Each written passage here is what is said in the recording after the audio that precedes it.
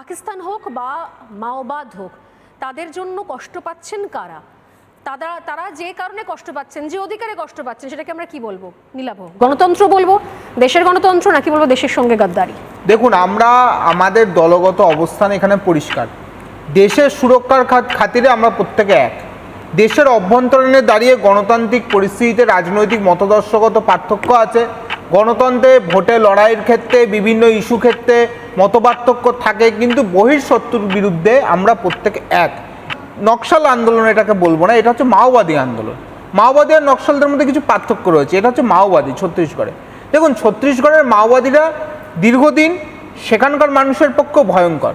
এই যে রাজ্য ভাগ হওয়ার কথা বলছেন, রাজ্য ভাগ হওয়ার পরে 2013 সালের 25শে মে তৎকালীন সময় কংগ্রেসের 27 জন নেতাকে একদিনে মেরে দিয়েছিল এই মাওবাদীরা। তার মধ্যে বিদ্যাচরণ শুক্লার মতো নেতা ছিল, তৎকালীন সময় প্রদেশ কংগ্রেসের সভাপতি ছিল। তাদেরকে কিন্তু হত্যা করেছিল।